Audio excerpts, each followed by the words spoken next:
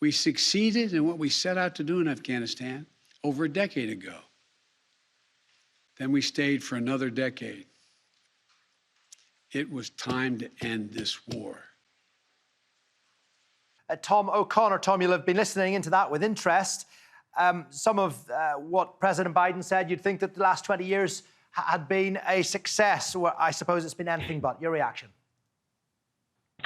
Sure. Well, I think that certainly Biden was on the defensive when it came to the actual withdrawal itself. But for other parts of his speech, when he actually went into the last 20 years of the war, the past 2 decades in U.S. strategy there, this idea of relying on strikes rather than ground troops is something that's been quite prevalent in his speeches before, going back to when he was vice president, perhaps even earlier than that.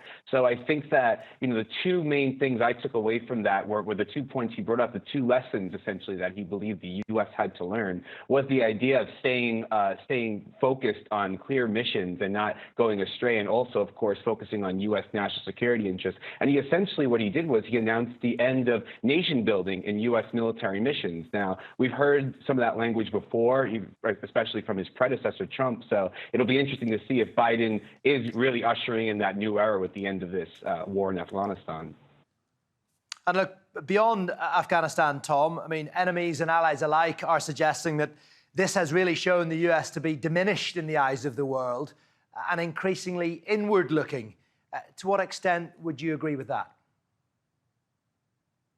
Well, I would certainly say that there are forces out there that have been for a long time trying to push the idea of a more multipolar world, and there is some truth to that. I mean, it's just the reality right now with countries like China, with the BRICS countries in large, becoming asserting themselves more on the world stage.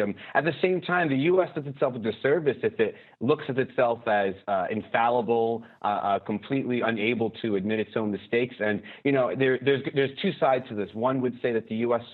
As Biden said, would be bogged down, of course, in Afghanistan. That would allow adversaries to take advantage of that. And, of course, the other side is that leaving Afghanistan, in some ways does allow the other countries in the region, Iran, China, especially also Russia, to take advantage of that situation. But I think that, by and large, the U.S. needs to understand that its role in the world, it's not infallible, and that, if this was to go on for another 10 years, each year a new strategy, a new way, we just didn't get it right this time. I mean, there is certainly a worry that could just become indefinite and more of a drain than a positive.